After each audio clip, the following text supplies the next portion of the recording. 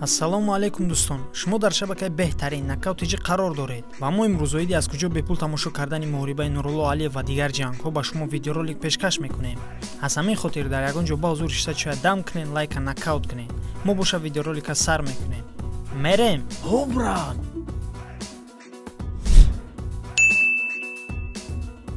аллакай ба дебюти аввалин ҷангавари тоҷик Нурулло Алиев дар ташкилоти беҳтарин UFC соатҳои ба шумор мондааст ва дирӯз ҷангаварон аз марҳилаи вазнкашӣ бо муваффақ гузаштанд. мо дар ин бора дар видеои пештара гап зада будем. сараввал каме дар бораи ҷангаварон мехоҳам ба шумо маълумот диҳам ва баъд аз он пешгӯӣ ва фикри худамро оиди ин муҳориба ба шумо расонам. Рафаэл Алвес ҷангавари бразилӣ 32 сол дорад ва рекорди ӯ 20 ғалаба ва 11 бохт мебошад. қадаш 1.72, дарозии дастҳо 1.72 см. 7 нокаути техникӣ аз ҷониби Рафаэл, 8 ғалаба бо тариқи сабмишн. дар 5 муҳорибаи охир Рафаэл дар 3 тоаш ғалабаро ба даст овардааст.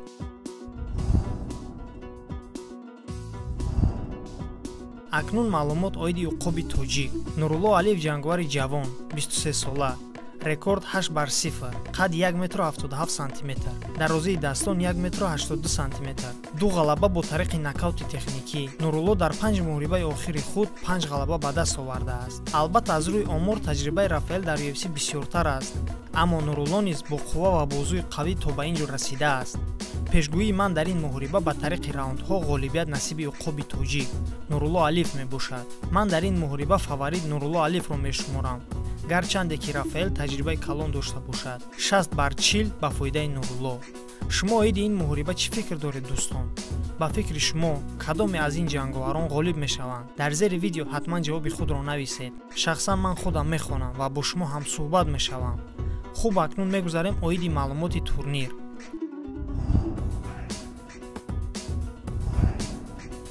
худи турнир соати чанд сар мешавад? худи турнир UFC Fight Night 70 соати 12 шаб бо вақти Москва ва бо вақти душанбе соати 2 шаб сар мешавад. карди асосии турнир бошад соати 3 бо вақти Москва.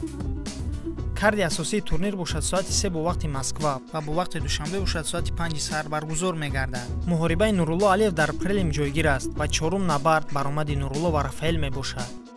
ин турнирро аз куҷо тамошо кунем? вариантҳои тамошо кардан бисёр аст дӯстон. варианти якум, ин варианти пулакӣ аст.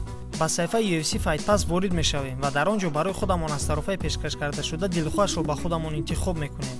тарофаи моҳона 399 рубл, тарофаи солона бошад 2999 рубл мебошад. маслиҳати ман барои шумо: агар шумо дар Федератсияи Русия қарор дошта бошед ва дар як хона бо ҳамроҳи бародарон зиндагӣ кунед, пас метавонед ҳамакаса ҳамроҳ шуда аз тарофаи моҳона, яъне 399 рубла харидорӣ карда бароҳат тамошо кунед. варианти дуюм, худи турнирро сар карда аз соати 12 шаб бо вақти Москва ва соати 2 шаб бо вақти душанбе шабакаи телевизионии Матч Боец ба таври мустақим пешкаш мекунад. варианти сеюм, варианти бепули тамошо кардани турнир. ин телеграм канали Нокаут TG мебошад. аз ссилкаи дар комментария буда даромада ба телеграми канали мо обуна мешавед ва мо ссилкаҳои бепули турнирро баҳри шумо дарёфт карда пешкаш мекунем. ҳамчунин дар саҳифаи расмии инстаграми Нокаут TG мо ба таври мустақим, яъне прямои эфир, танҳо набарди Нурулло Алиевро пешкаш мекунем. агар ки шумо набарди Нуруллоро бепул тамошо кардан хоҳед, пас худи ҳозир видеоро пауза карда ҳам ба телеграм ва инстаграми Нокаут TG даромада обуна шавед, зеро мо ҳамеша ссилкаҳои бепули турнирро дар инстаграм ва телеграм пешкаш мекунем. хуб дӯстон, инҳо буданд вариантҳои чӣ хел тамошо кардани турнири UFC Fight Night ва ҳамчунин пешгӯии мо дар муҳорибаи Нурулло Алиев. раҳмат ки видеоролика то охир тамошо кардед. баҳри пешравӣ мо лайкро дареғ надоред, зеро зер кардани лайк бепул аст, аммо барои пешравии шабака хеле муҳим аст. пайгири хабарҳои шабакаи мо бошед. Нокаут TG, хабаррасони шумо.